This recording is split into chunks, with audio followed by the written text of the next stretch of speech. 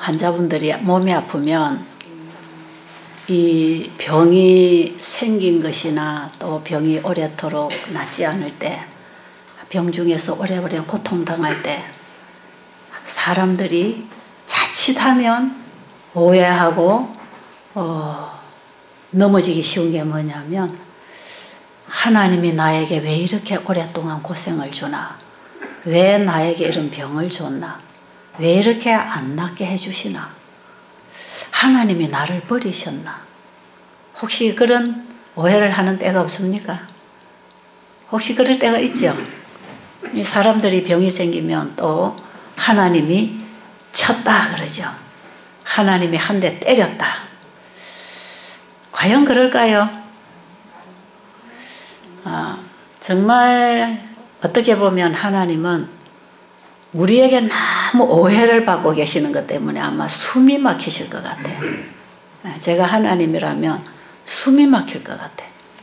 어떻게 그렇게 너희들은 나를 그렇게 생각하느냐? 내가 언제 너를 병 줬느냐? 내가 언제 너를 고통스럽게 했느냐? 아마 하나님께서 우리에게 다가오셔서 직접 말씀하실 수 있으셨다면 그런 게 아니다. 우리의 마음을 아마 풀어주시기를 원하실 것입니다. 그런데 보니까 어느 시대나 사람들이 그렇게 알고 있더라고요. 그 유대인들, 이스라엘 민족들 중에서도 그런 사상이 알게 모르게 쫙 흘러내려왔어요. 요즘에 와서까지 이 기독교 믿음이 좋다고 하는 이런 신자들이 하는 얘기들이 언제든지 와서 얘기하는 거, 기도하는 거, 간증하는 거 들어보면 하나님이 나를 병을 줬다는 거죠. 그리고 이제 여기서 병이 났고 좋아서 간증하라 그러면 하나님이 나한테 이렇게 진리를 깨닫게 하려고 병을 줬습니다. 또 그런단 말이에요. 그럼 하나님이 병 주다가 약 주다가 그러십니까? 근데 너무나 많은 사람들이 그렇게 생각을 하고 있다는 거죠. 심지어는 여기 봉사하러 온 어떤 집사님이 환자들 모아놓고 둘러앉아서 저 잔디밭에서 하는 얘기를 가만히 들어보니까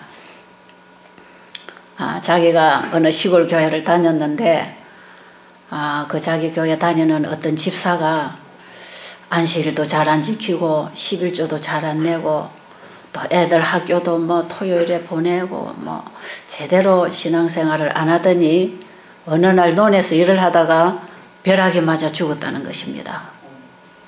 자, 그러면 그 얘기를 듣고 있는 그 환자들의 마음이 어떨까요? 와, 나도 11조도 잘 안 냈고 하나님 잘 믿지도 안 했고 나도 제대로 신앙생활 안 해서 하나님이 나한테 벼락을 때렸구나. 그래서 암이 생겼구나. 그 벼락 때린 하나님 앞에 기도하고 싶을까요? 만약에 살고 싶어서 가서 기도한다면 무서워서 벌 이거 좀 거두어 주시라고 아마 그렇게 기도할지 모르겠어요. 아마 자기가 잘못하면 벌 때리는 그 하나님은 사실은 믿을 수가 없습니다. 만약에 믿는 척 한다면 무서워서, 또 다른 말로 만약에 예수를 잘 안 믿은 사람들을 그냥 지옥불에 넣어가지고 영영이 꺼지지 않는 불에다가 그냥 아이 뜨거 하도록 그냥 계속 그렇게 형벌을 때리는 그 하나님이라면, 그런 하나님을 믿는다면 어떤 믿음을 가지냐면 지옥불에 들어가기 싫어서 예수 믿게 돼 있습니다. 그건 진짜 믿는 게 아니에요. 그래서 만약에 회개를 한다면 그 회개가 아닙니다. 진정한 회개는, 진정한 믿음은 그분의 사랑을 만날 때 그분의 용서와 은혜와 구원과 무한히 흘러보내는, 무한히 쏟아주시는, 어제의 나를 묻지 아니하시고 언제든지 돌아오면 나를 그대로 받아주시는 그 하나님의 사랑을 만날 때 진정한 회개가 일어날 뿐 아니라 진정으로 그분은 믿을 만한 분이라고 생각할 것입니다. 그렇죠? 그래서 믿음이라는 것은 그분의 사랑을 만날 때 나오는 반응입니다. 믿음은 하나의 반응행입니다. 믿음은 내 쪽에서 하는 게 아니에요. 깡으로 믿어야지 해가 믿음이 생기는 게 아니에요. 상대방이 나에게 믿음을 줘야 됩니다. 사람이 사람을 믿을 때도 사람이 나에게 믿음을 줄 때 그 사람을 신뢰하고 뭔가를 대화할 수 있고 함께 일을 할 수 있고 동행을 할 수 있는 거 아니겠어요? 믿음은 내가 하는 게 아니에요. 사람들은 내가 믿음 좋다고 생각하고 있는지 모르지만 그 믿음이 좋다면 그 좋은 믿음을 끌어내 주신 분이 나를 믿게 하신 그분입니다. 믿음도 내가 갖는 게 아니고 내가 잘해서 하나님이 하늘에 데려가는 것도 아니고 나의 나 된 것은 다 뭐다? 주님의 은혜로 되는 것이다. 그래서 제가 그 집사님이 환자들하고 둘러앉아서 그런 얘기를 하고 있으니까 환자들이 눈이 동그래졌어요. 아니 나도 그러면 벼락 맞았네. 요 암덩어리 이거는 벼락 맞아서 생긴 거구나. 내가 못된 짓 많이 했거든. 나 바람도 피고 좀 속이기도 대충대충 하고 교회를 다녀도 그저 사람 앞에서 형식적으로 믿는 척 했고 11조도 대충대충 챙기고 한쪽으로 내 걸로 챙겨놓고 가만 따져보니까 교회를 다닌 사람들도 제대로 한 것 같지 않거든. 야 나도 이거 벼락 맞았구나. 그렇게 생각하기가 쉬워요. 그래서 제가 그 집사님 보고 그랬어요. 제가 옆에 가서 덩어리를 두드려주면서 집사님이 얘기하는 그 사람이 신앙생활을 하나님 뜻대로 잘못해서 하나님이 그냥 논에 가서 일할 때 벼락 때려가지고 죽였다면 집사님도 벌써 벼락 맞고 죽어야 되겠어요.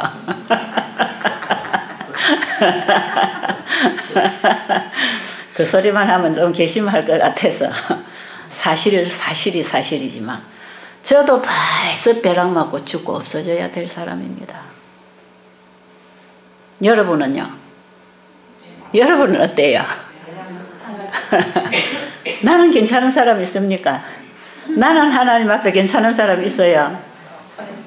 그럼 이 세상에 사람 있어야 돼요? 없어야 돼요?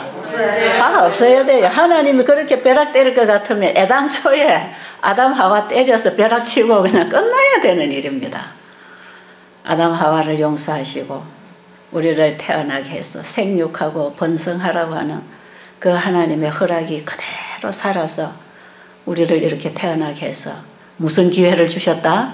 다시 회복할 수 있는 은혜의 기회를 주고 계십니다. 우리는 지금 은혜 속에 있습니다. 하나님은 오래오래 참으시고 기다리시면서 내게로 돌아오라고 부르십니다. 우리는 지금 회복할 수 있는 은혜의 기회를 누리고 있는 것이고 이 은혜의 기회에 그분의 초청을 받고 돌아오면 회복합니다. 우리는 회복할 사람들. 자, 제가 오늘 그런 의미에서 예수님이 하신 말씀을 좀 보겠습니다. 자, 요한복음 9장 보겠습니다. 요한복음 9장에 나오는 이 내용을 가지고 참 많은 사람들이 지금과 같은 그런 오해를 하고 있다는 거지요. 그 외에도 이 성경을 읽어보면 내가 너를 쳤다 이런 얘기 나오죠. 말하자면 애굽의 바로 왕을 내가 그를 강팍하게 했다 이런 얘기들 나오잖아요. 그죠? 내가 했다 이런 얘기들이 참 많이 나옵니다. 근데 그런 의미를 우리가 전체적인 하나님의 품성을 이해하면서 우리 성경을 부분적으로 보게 될 때에 그 뜻이 무슨 뜻인지 우리가 이해를 할 수 있는 것이에요. 그 한 면으로 오늘 우리가 요한복음 9장을 보겠습니다. 사람들이요 아프고 병이 안 낫고 병원에 의사한테 가도 희망이 없으면 누구 찾아오게 되지요? 막연하게라도 하나님 찾게 돼 있어요. 이것이 인간의 본능입니다. 근데 하나님께서는 그때라도 돌아오기를 기다리시는 분입니다. 아십니까? 자, 9장 1절로 보면 예수께서 길을 가실 때에 누구를 만났죠? 예, 다 성경 보시지요? 날 때부터 맹인된 사람을 보신지라. 제자들이 물어 이르되, 이제 제자들이 무슨 질문 하나 보세요. 우리와 같은 그런 사상, 하나님에 대한 그런 생각을 가지고 지금 여기 묻고 있는 것입니다. 자, 무슨 사람을 만났다고요? 날 때부터 앞을 못 보는 맹인, 소경을 만났다 이 말이죠. 제자들이 물어 이르되 라삐여, 이 사람이 맹인으로 난 것이 누구의 죄로 인함이니까? 자기이니까? 그의 부모니까? 이 질문에 뭐가 있죠?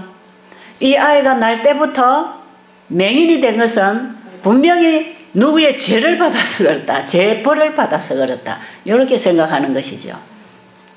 그러니까 이게 누구 죄냐 이 말이에요.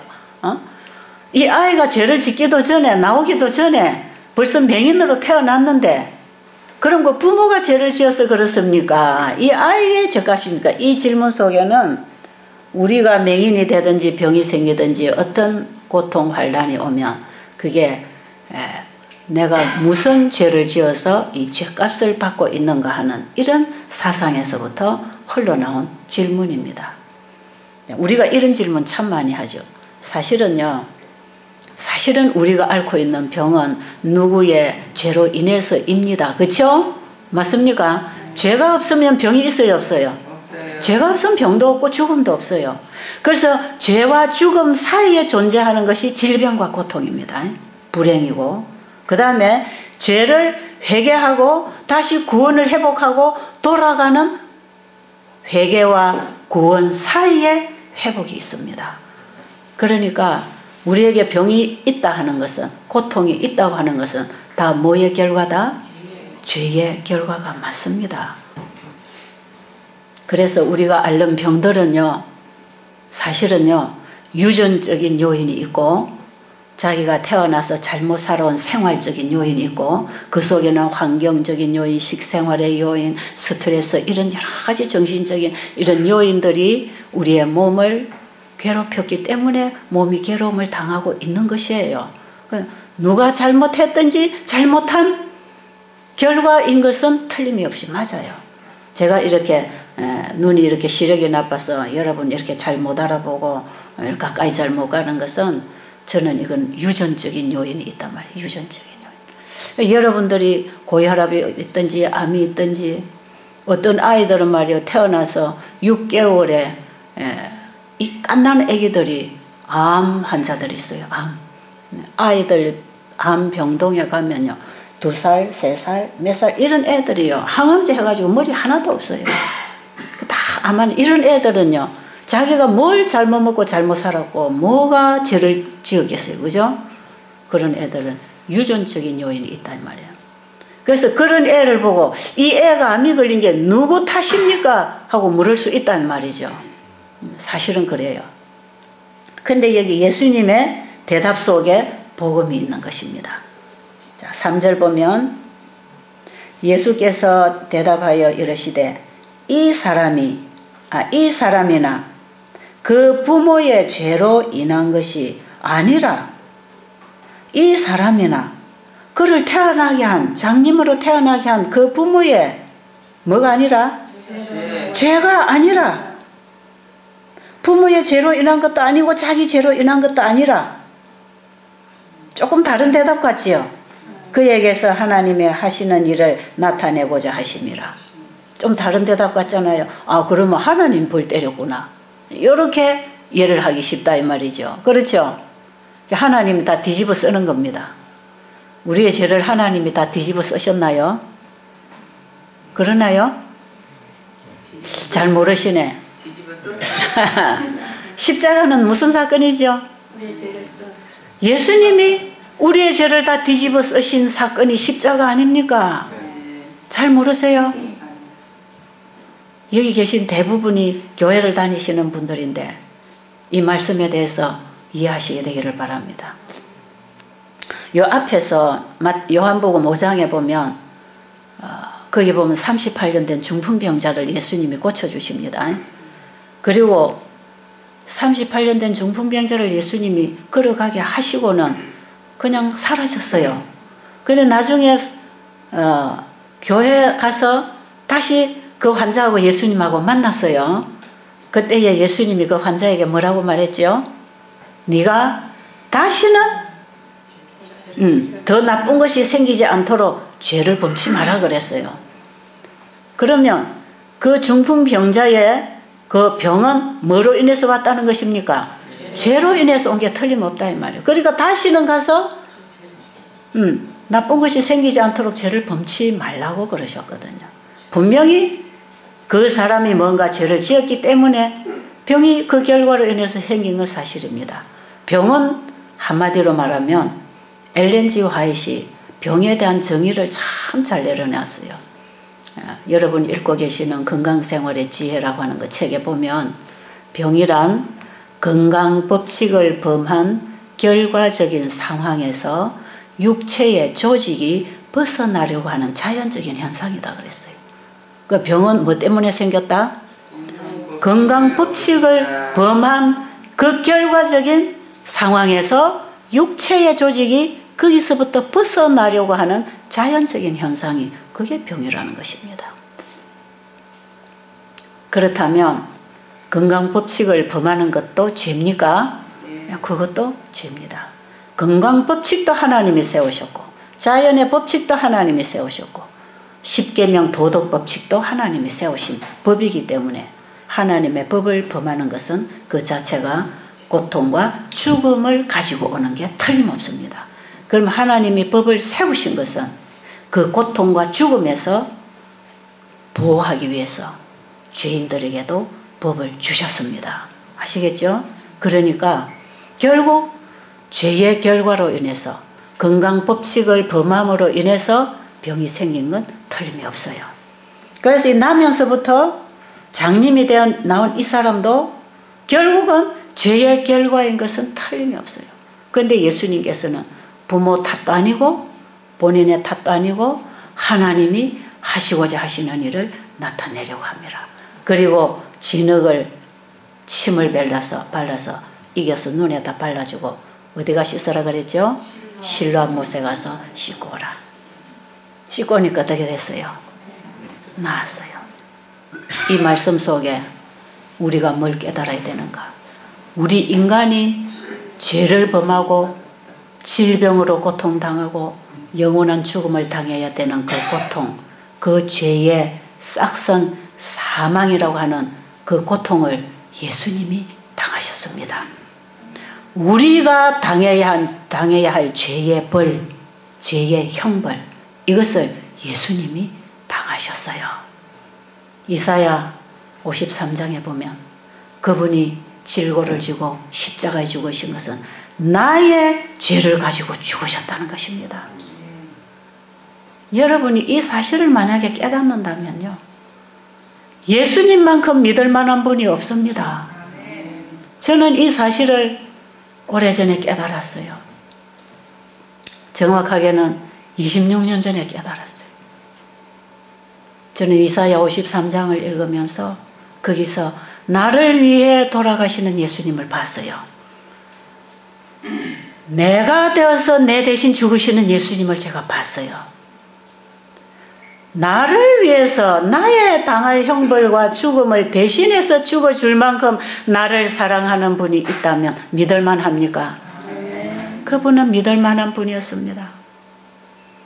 그래서 저는 그때에 그분을 붙잡게 됐어요. 그 믿음으로 제가 그분을 붙잡고 오늘까지 제가 그분을 붙잡고 걸어왔습니다. 주님께서 나의 길을 이렇게 인도해 주셨어요. 내가 그분을 진정으로 믿고 내 안에 내가 죽고 그리스도가 내 안에 오셔서 나의 뜻대로 살지 아니고 주님의 뜻대로 내 안에 주님이 계셔서 주님이 살게 하시는 그 삶을 살 때에 나의 인생이 회복되는 걸 저는 지금 누리고 있는 것입니다. 지금 제가 사는 이 모습은 제 인생이 회복된 것입니다.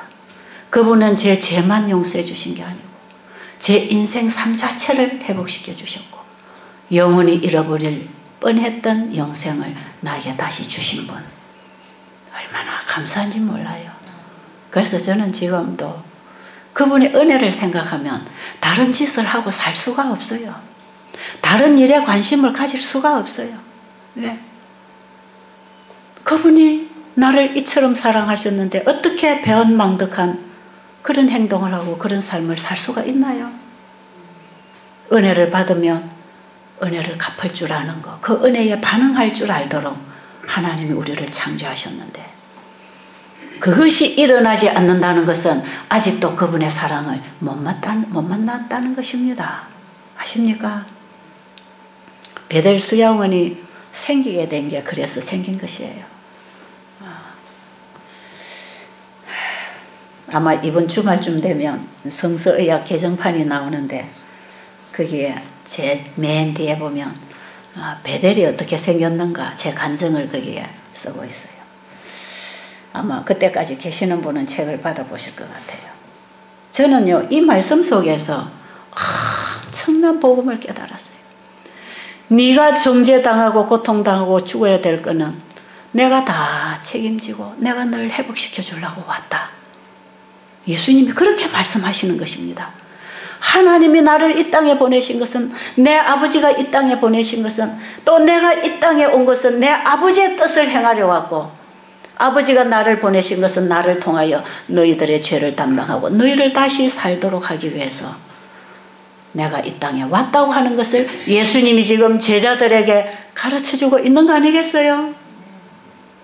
또 한 면을 보면 여러분들이 잘 아시는 간음 현장에서 끌려온 한 여인, 모세의 법에 보면 간음하다가 현장에서 끌려왔거나 간음한 것이 들통나면 누구든지 간음죄는 전부 돌로 칩니다. 돌로. 아주 지독한 죄라 이게. 우리의 간음에는 영적 간음이 있습니다. 영적 간음이 있어요. 자, 간음한 현장에서부터 한 여인을 끌어냈어요.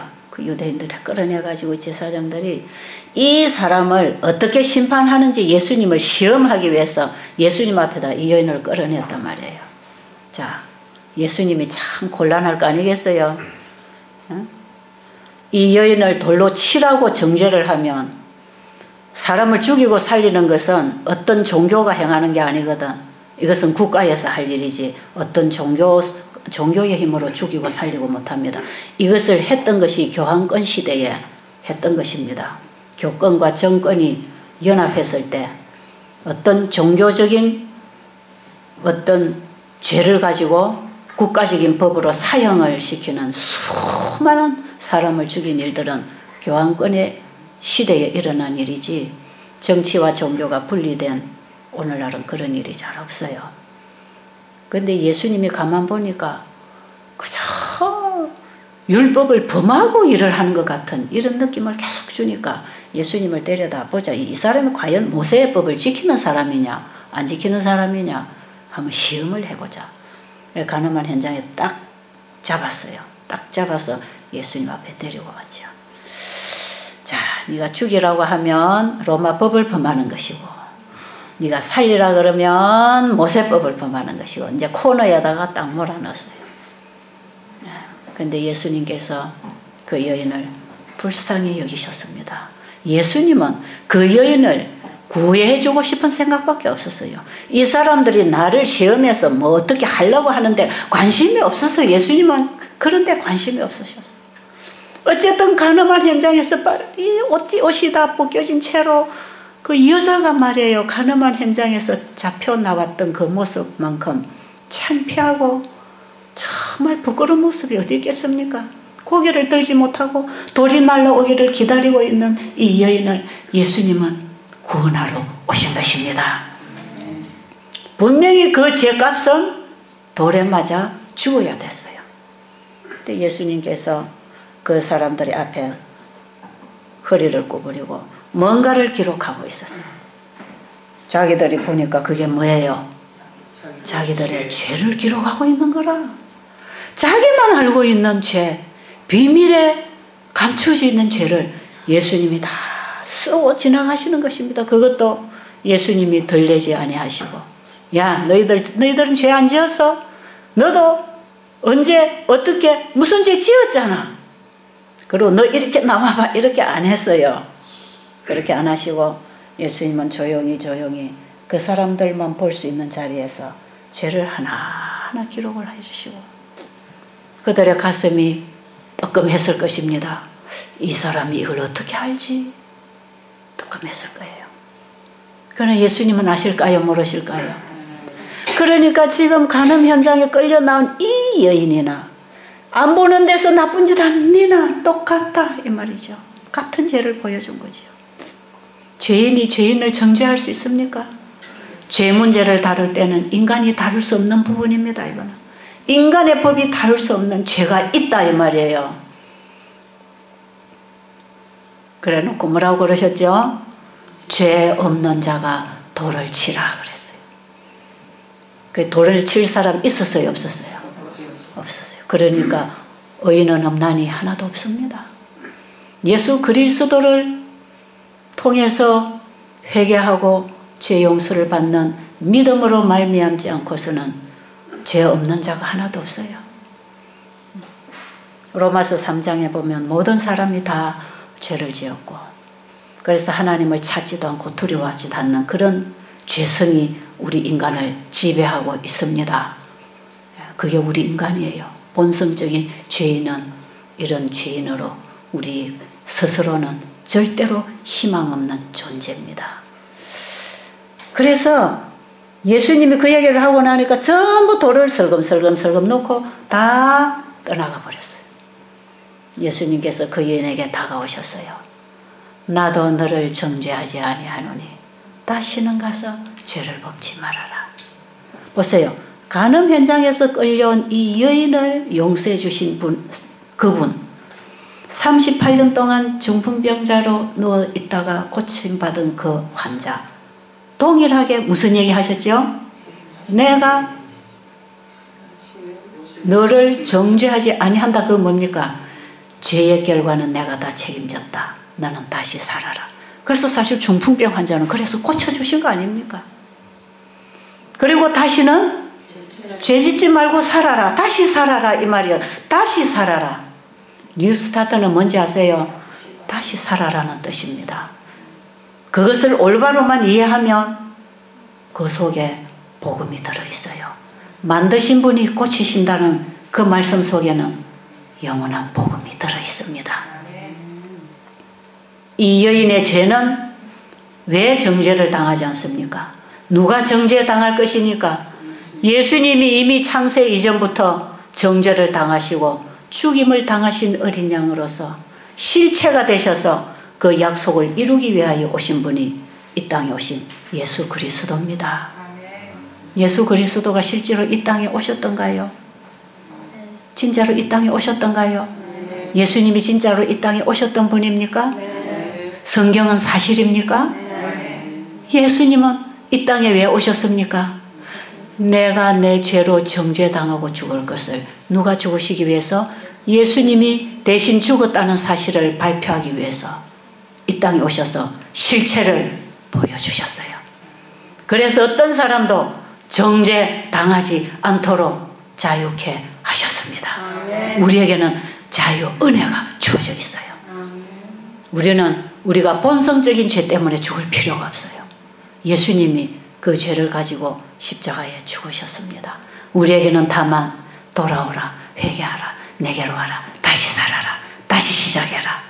은혜의 기회만 있을 뿐입니다. 희망이 있습니까? 자, 그럼 여러분의 몸에 병은 뭐냐? 조금 전에 말씀드렸죠. 여러분, 병이 뭔가 하는 정확한 진단은요, 하나님의 말씀에서 해야 됩니다. 그게 오진이 없는 정확한 진단이에요. 그 다음에 그 진단에 따라서 정확하게 부작용이 없는 처방이 있다면 그것은 바로 그 원인이 되어 있는 그 문제에서 답을 찾아야 됩니다. 아시겠죠? 무슨 얘기인지 아시겠죠? 그래서요, 지금 우리가 앓고 있는 이 병에 진단할 수 있는 진단법은 성경에 다 있어요. 성경에 있어요. 그리고 이 병에 대한 처방전도 성경에 있어요. 아멘 안 하시네. 긴가민가 합니까? 아멘이 됩니까? 진실로 아멘이 됩니까? 저는 이 확신을 가지고 지금 26년을 일하고 있는 사람이에요. 제가 애당초에 이 일을 시작할 때 제가 의학적인 기술이 있는 것도 아니고 의학적인 공부를 한 사람도 아니고 제가 막 간호사로 일했던 사람도 아니고 내가 아파서 내 병을 내가 알아서 병에 대한 어떤 지식을 갖춘 사람도 아니고 정말 저는 병에 대해서는 100% 무지였습니다. 무지. 아무것도 모르는 사람이었어요. 근데 뭐 하나를 깨닫고 제가 용감하게 환자를 만날 수 있었느냐? 만드신 분이 고쳐주신다는 약속이 어디에 들어있는지 아세요? 안식일 복음 속에 들어있습니다. 안식일, 저 내용은 안식일 핵심 진리입니다. 안식일을 기억하여 거룩히 지켜라. 안식일을 기억하라고 하는 것은 내가 너를 만들었다는 사실을 기억해라. 너희들이 믿을 대상은 창조주라는 것을 기억해라. 아무 신이나 만들어 놓고 믿지 말아라. 어제 우리 고장로님 사람이 신을 만들어 놓고 거기다가 절해봐야 백날 해도 아무것도 안 옵니다. 아십니까? 신이 우리를 만들었다고 하는 사실을 알고 그 신을 바로 알고 믿을 때 그분으로부터 도움이 올 거 아닙니까? 이 안식일 계명은요 10계명 중에 제일 중요한 계명이에요. 내가 너를 창조했으니 나만 믿어라. 그게 첫째부터 넷째까지 계명입니다. 그리고 내가 하라는 대로 하고 살아라. 그게 5째부터 10째까지입니다. 내가 너에게 다 주었으니 네 맘대로 낭비하고 네 맘대로 죄짓고 살지 말고 내가 너에게 주었으니 그 사실을 잊지 말고 내가 살아라는 대로 살아봐라. 그러면 영원히 살리라. 그게 안식일 속에 들어있는 복음이에요.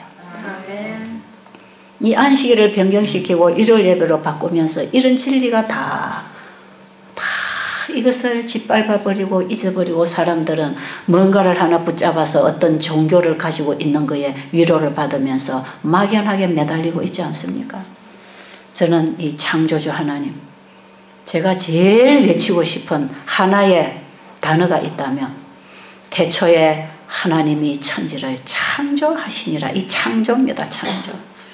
태초에 하나님이 천지를 창조하시니라. 저는 이 동산에 다 올라오면은요, 요 앞에 입구에다가 뭐 하나 팻말을 하나 만들든지 프랑카드를 하나 써서 걸든지 이 동산을 딱 바라보고 들어오는 사람들에게 태초에 하나님이 천지를 창조하시니라 이걸 다 알려주고 싶어요. 근데 그걸 생각했는데 아직도 못 만들었어요. 그 만들라니까 골치 아픈 일이 많더라고요. 하나님 딱 아치를 해서 만들었으면 참 좋겠어.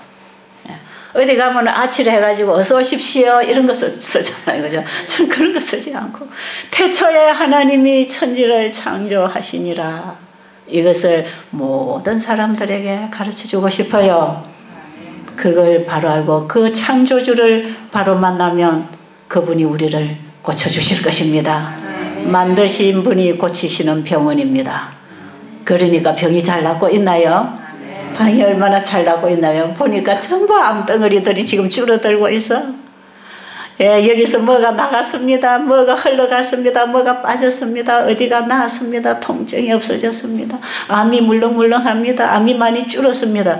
지금 여러분 대화를 해보면 여러분들 지금 그런 얘기하고 지금 있잖아요. 그 여기 아픈 사람 하나도 없는 것 같아. 전부 다 뭐가 있으니까? 희망이 있으니까. 희망이 있으니까. 여러분 회복이 될 수 있는 병은 무슨 병이 아닙니다. 그렇죠? 하나님께서 못 고치실 병이 없어요. 그분은 우리의 죄병을 고쳐주시는 분이기 때문에 그 결과적인 모든 증상을 그분이 고치십니다. 죄병을 고치시는 분은 예수님밖에 없습니다. 그 예수님 의사, 여러분이 그분을 만나면 이분들처럼 회복을 얻습니다.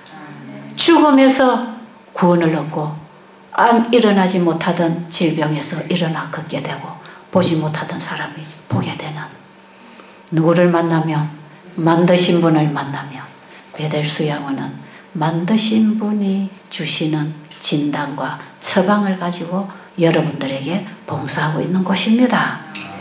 그래서 여러분이 여기서 나오는 말씀을 잘 받아들이고 실천하면 우리를 만드신 분이 주신 처방을 잘 받아들이는 것이고 그렇게 해서 여러분이 치료가 되면 만드신 분이 고쳐주신 것입니다. 여러분의 병은 제가 고치는 게 아니에요. 제가 여러분을 고칠 수 있다면 얼마나 좋겠어요. 하나님께서 우리를 고쳐주시기 위해서 너희가 내 말을 잘 듣고 내 보기에 의를 행하고 내 계명과 율례와 법도를 네 삶 속에 잘 지켜 행하면 애굽에 내린 질병에 하나도 너희에게 내리지 아니할 것이고 예방 차원에서 나가 너를 고쳐줄 것이라. 그분은 예방 차원에서 치료 차원에서 우리에게 건강법을 생활 속에 실천할 수 있도록 다 세워놓으신 분이에요. 그런데 병은 왜 생겼다? 그 법을 범함으로 생겼다 이 말이에요. 자, 그래서 법을 세우신 분이 우리에게 법을 세워주실 때에는 봐, 너 이 법 안 지키면 내가 너를 병들게 한다. 이렇게 해서 하나님이 법 안 지킨 사람에게 법을 때리기 위해서 법을 만든 게 아니고 우리가 죄 가운데서 불법 가운데서 고통당하고 살 걸 아신 그분이 법을 세워주신 것은 너희가 법 안에 들어오면 나의 손길을 만나고 보호를 받는다. 그러니까 법을 지키라고 하는 것은 내가 너희를 보호할 수 있는 보호망 안에 들어오느라. 바깥으로 나가면 마귀가 잡아서 너희들을 사망으로 끌고 가니까 내 보호 안에 들어오느라. 그게 법입니다. 아십니까? 그런데 그 법 안에 들어올 수도 있고 법 밖으로 갈 수도 있는 것은 우리의 선택입니다. 우리가 불법을 행하고 병이 생겼다는 것은 하나님이 주신 법칙을 범했다는 얘기입니다. 그렇죠? 이거 하나님이 주신 벌입니까? 여러분, 교통법규를 왜 세워놨습니까? 교통법규를 세워놓은 것은 사고를 방지하기 위해서 교통법규를 세워놨죠. 그럼 교통법을 어겨서 사고가 났다. 교통법규를 세운 사람이 벌을 때린 것입니까? 아니죠. 자기가 교통법규를 범했지 않습니까?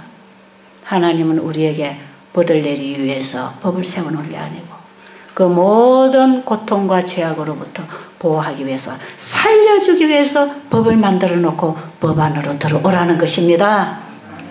그래서 이 법을 생명의 법이라고 그러고 사랑의 법이라고 하는 것입니다. 그 법 안으로 돌아오라 이 말이에요.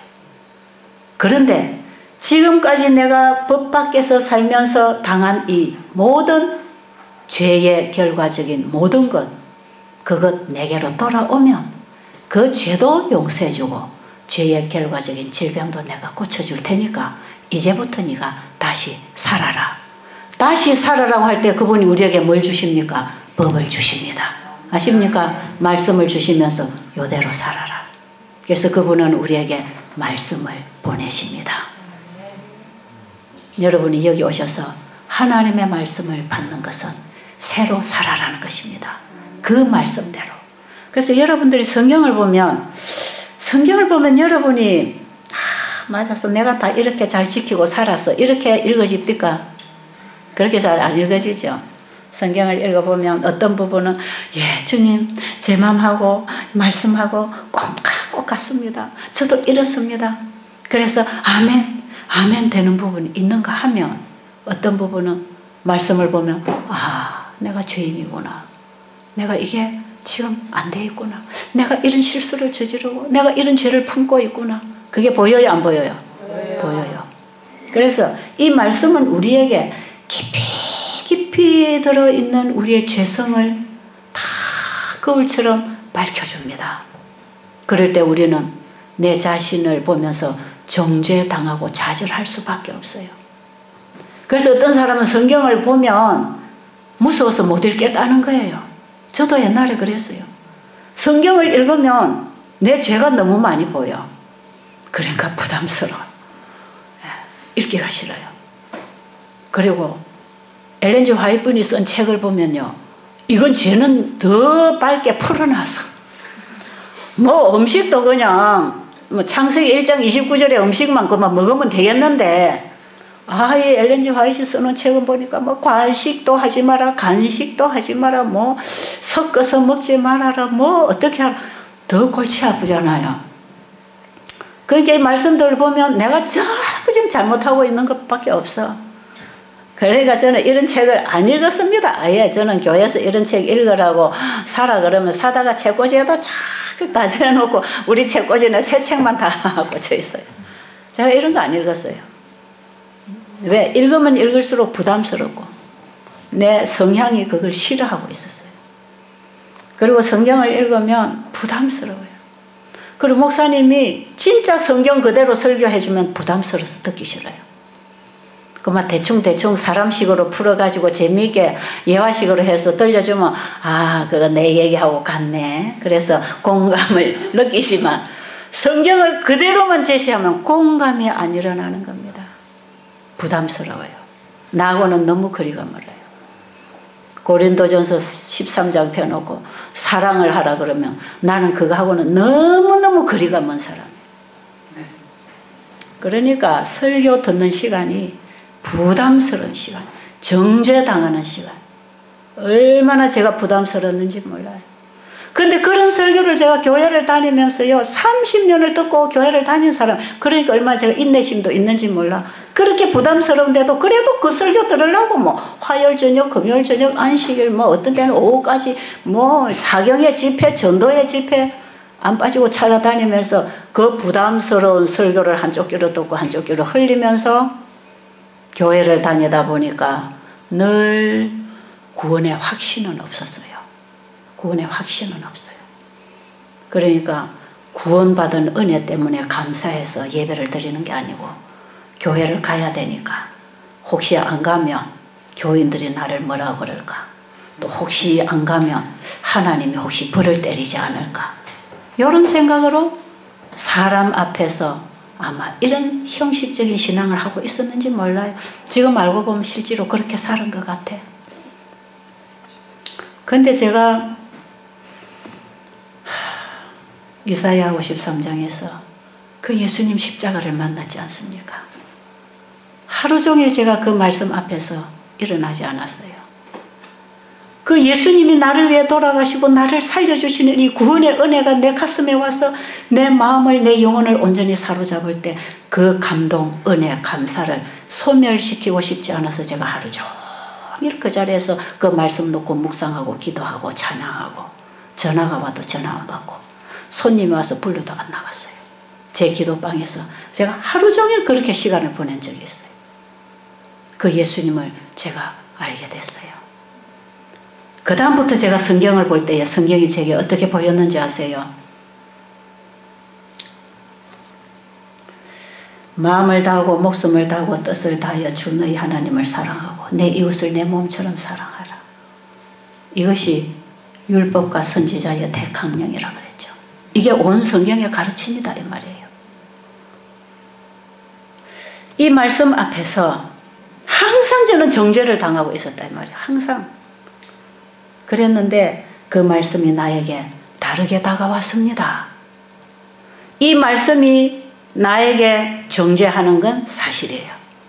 율법이 오니까 죄인 줄 몰랐던 것이 죄가 깨달아졌다 그랬죠. 사도 바울도 그런 고백을 했지 않습니까? 죄는, 말씀은 나에게 죄를 보여줍니다. 그래서요, 나는 별로 죄인이 아니라고 생각하는 사람들은 말씀을 아직 깊이 못 봐서 그래요. 말씀을 깊이 보고 하나님을 사랑하고 이웃을 사랑하는 그 사랑이 무슨 사랑인지를 여러분이 알게 되면요, 우리 인간에게 있는 이런 사랑이 아니라는 걸 여러분이 알게 되면 내가 공고한 것을 알게 됩니다. 아십니까? 그게 뭔지를 몰라서 어떻게 보면 너무나 하나님 앞에 우리가 건방진 태도를 하고 사는지 몰라요. 그런데 어느 날 제가 예수님이 나를 용서해 주신 그 은혜와 그 사랑이 내 온 영혼을 사로잡고, 정말 주님, 제가 주님 사랑합니다. 고맙습니다. 제 모든 것을 주님께 드리겠습니다. 주님만을 위해서 살겠습니다. 이제 이후로 나는 이제 나를 위해 살지 않고 주님 위해 살겠습니다. 이런 기도가 하루 종일 나오면서 헌신하고 회개하고, 주님이 그냥 내 마음에 와서 진짜 공감대가 이루어지는 은혜가 확 들어온 그 이후로 제가 성경을 딱 읽을 때 무슨 말씀으로 이 말씀이 보이시느냐 하면요, 봐, 네가 이렇게 지금까지 못 살았지, 너에게 이런 마음이 없지, 그게 죄야. 그거 내가 그 죄 가지고 다 죽었다. 네가 지금까지 이런 마음으로 이렇게 살지 못한 그 죄를 내가 네 죄를 가지고 다 죽었다. 그러니까 지금까지 못한 너를 보지 말고 지금부터 이렇게 해봐. 지금부터 이렇게 한번 해봐. 그게 복음입니다. 다시는 가서 죄를 범치 말라. 그 말씀이 이 말씀 속에 들어있었어요. 지금까지 네가 이렇게 못한 죄 있잖아. 네 죄인 맞지? 그거 내가 다 가지고 죽어갔다. 그러니 너는 네 자신을 보지 말고 내가 하라는 말대로 한번 해봐. 다시 살아봐. 다시 살아라. 이렇게 살아봐라. 그 말씀에 제가 아멘 했어요. 아멘. 그 말씀을 받아들이는 순간에 내 마음, 내 자아, 내 생각은 포기하는 것입니다. 지금까지 내가 원했던 삶, 내가 먹고 싶었던 음식, 내가 하고 싶었던 거 포기하는 것입니다. 그리고 아멘 할 때, 예 하고 그 말씀을 받아들일 때 그 말씀이 내 안에 와서 이 마음을 넣어주는 것입니다. 아십니까? 이렇게 우리 안에 그분의 의가 입혀지는 것이에요. 이 마음이 내 마음에 오니까 사람이 그냥 인간 대 인간으로 상대를 하게 돼 있지 않고 예수님이 사람을 보는 것처럼 보여진다 이 말이에요. 그러니까 보는 시각이 달라지고 가치관이 달라지고 벌써 사람을 대하는 태도가 생각이 바뀌는 것입니다. 그러니까 그 모든 사람들, 나를 괴롭히던 이웃들이 정말 그들이 죄의 종이 되어서 그렇게 살 수밖에 없는 것을 이해하면서 그들을 구원하기 위하여 나에게 생명줄을 던져주신 그 말씀을 다른 사람도 구원하는 생명줄로 던져주고 싶지 않겠어요? 내가 구원받은 것, 내가 살아난 생명줄을 당신도 잡아봐라. 그래서 제가 그때부터 그 복음을 전하게 된 것입니다. 하나님의 말씀은 우리에게 예수님의 십자가가 없으면 이건 우리를 정죄하는 법이고 예수님의 십자가를 통해서 보면 우리를 살리는 생명의 법입니다. 법이 누가 보느냐에 따라서 다르다 이 말이에요. 어제 우리 고장로님이 그런 설명을 또 나름대로 설명을 참 잘 하시더라고요. 고장로님 설교는 제가 자주 들어보는데 어떤 성경 하나를 풀어 나올 때마다 거기에 복음이 계속 묻혀 나오는 걸 제가 봐요. 저분이 참 성경을 바로 보고 있구나. 제가 그런 걸 참 많이 느낍니다. 제가 지금은 성경을 어떻게 보는지 아세요? 성경을 보면 지금도 제가 정죄당할까요? 안 당할까요? 지금도 제 안에 정죄당하는 부분이 있어요. 사도 바울은 더 깊이 예수님을 알아가면서 나는 죄인 중에 괴수다 그랬어요. 네. 우리 혈통으로 육으로 태어난 이 죄의 몸을 가지고 있는 동안에 우리 안에 죄성이 항상 역사합니다. 그래서 거듭남은 한 번의 경험으로 완전하게 구원이 이루어지는 게 아니고 거듭난 이후에도 날마다 회개해야 되는 십자가가 필요한 것입니다. 한 번의 구원이 이루어지면 한 번 거듭나고 십자가 필요 없고 예수님 없어도 살잖아요. 그런데 우리는 끊임없는 유혹을 당하고 안팎으로 죄가 역사하고 들어오기 때문에 우리는 한순간도 예수님의 십자가 보혈이 없이는 안전하지 않아요. 지금도 말씀을 깊이 보면 내 속에 있는 나만 아는 내 중심의 동기가 뭔가가 보여요. 지금도 주님 앞에 더 깊은 회개의 경험, 더 깊은 회개의 경험. 아담 하와가 하나님께 용서받고 그들이 살았지만 아담은 일평생을 살면서 더 깊은 후회와 회개와 겸비의 삶을 살았다 그랬어요. 부조와 선지자에 보면. 한 번 용서받았기 때문에 나는 됐다고 주장하는 사람이 없어요. 그가 하나님의 구원을 받아들인 이후에도 자기가 회개한 그 죄가 또 생각날 때마다 또 후회하고 더 겸비해지면서 겸손해집니다. 그 죄를 한 번 용서받고 나면 잊어버리는 게 아니고 그게 우리 기억 속에 남아있어서 또 그거 생각할 때마다 미안하고 창피하고 그것 때문에 겸비해지고 다른 사람을 정죄할 수 없는 자신의 모습을 보게 되면서 또 회개하고 그러면서 더 깊이 깨어지고 굴복되는 그 경험, 그런 게 일어나는 것이에요. 그래서 성경을 보면 볼수록 주님의 십자가만이 희망이 있다는 것입니다. 그래서 저는 사람들에게 그렇게 얘기하고 있어요. 성경은 예수님의 십자가의 보혈의 피가 있었기 때문에 기록될 수 있는 하나님이 주신 생명의 말씀이라. 십자가가 없었더라면 이 말씀이 우리에게 올 리도 없고 와도 우리가 받지도 못해요.